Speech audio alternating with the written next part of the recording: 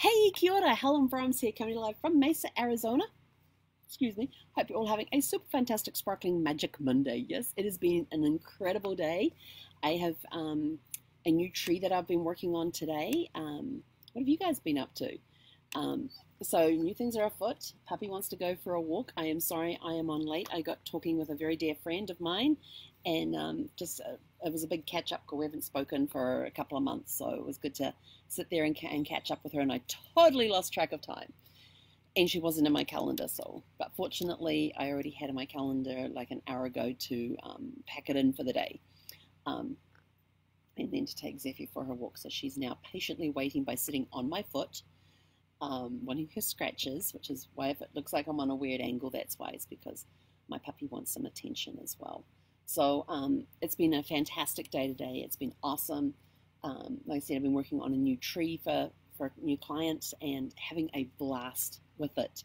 I'm having to read Spanish, and I don't read Spanish, so Google Translate has been good. I just put in there, I said I need these keywords, and then I can find them and then I can read through the handwriting stuff looking for those keywords, and as soon as I find those keywords, I know that whether I've got a birth record, a marriage record, a death record, I know where the father's name is, where the mother's name is, where the bride's name is, where the groom's name is, where the baby's name is, so I can figure out all that information just with the keywords, and then I have a list to the side of what each month is in Spanish, so I can read through that. And so yeah, it's been interesting since I'm having to look through documents from Mexico and finding that information. So it's been fun. I've been having a blast. I tell you, with genealogy, you learn so much. I mean, most of it has always been family history for my own family.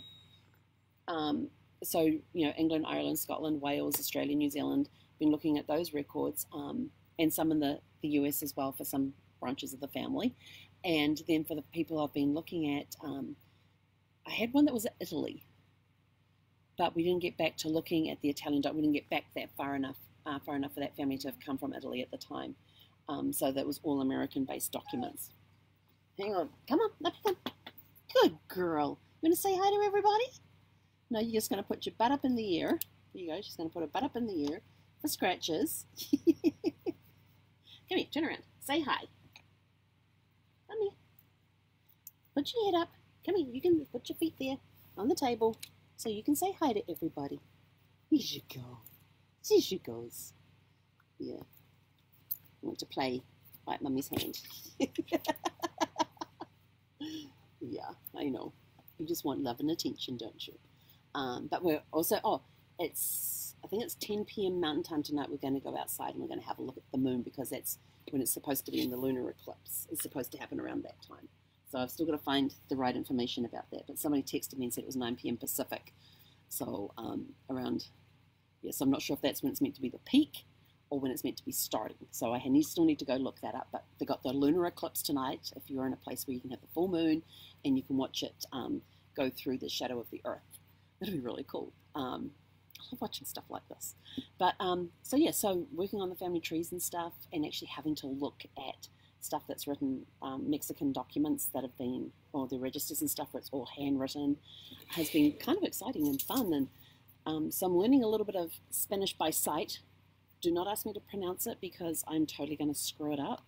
But I can pick out, now when I'm going through these documents, I can now pick out different words, and I do have my cheat sheet to the side with every month written out and what the Spanish term is for each month, what the word is I'm looking for, and then I've got mother, father, grandparents listed in there. What else have I got? Birth, death, and marriage, born, died.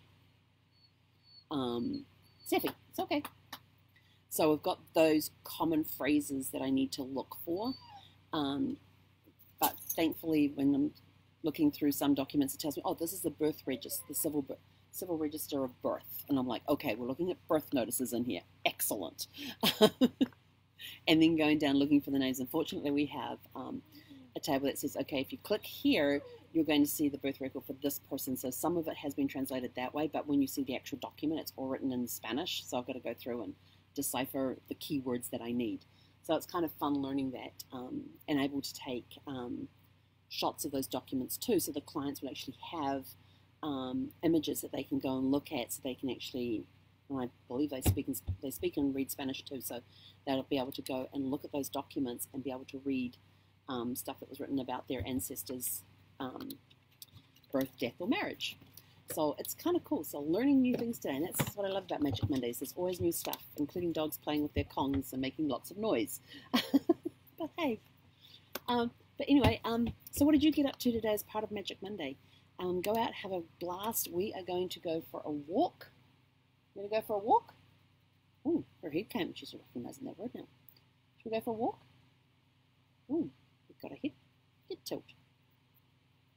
She stopped playing and looked at me. Maybe she's learning. But her friend Trixie left today. Yes, they're on their way to San Antonio, Texas, I believe.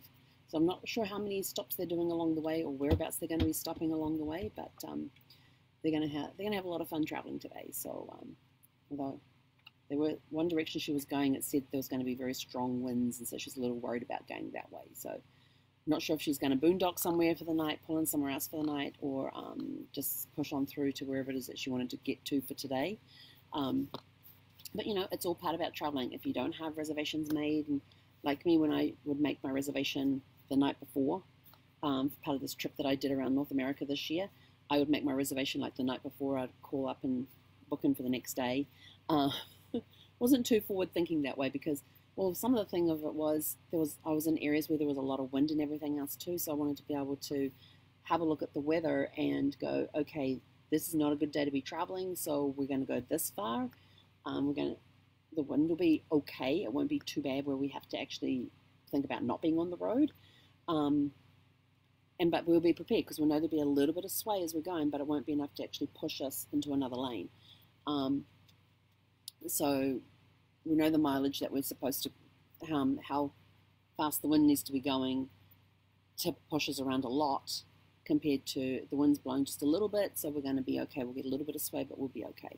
So knowing what your safety parameters are when you're traveling in the RV and stuff is always good, especially when it comes to wind, because wind can be very dangerous. And then I would look ahead to it and go, oh, that's going to get really windy. I don't want to be on the road that day, so we'll extend another night wherever we are. But we don't have that issue here right now. It's pretty calm most of the time. We've had a couple of days where it's had a bit of high winds, and I've had to pull the awning in because it's been coming from the north, which is the side that, or the northeast, or the northwest, which is the side, and my awning's on the north side of the vehicle. So there's been a couple of times I've had to pull the awning in, even though it's on the north side. I go, why do you have the awning out even when it's on the shady side already? It's kind of like, because it's nice. You're outside.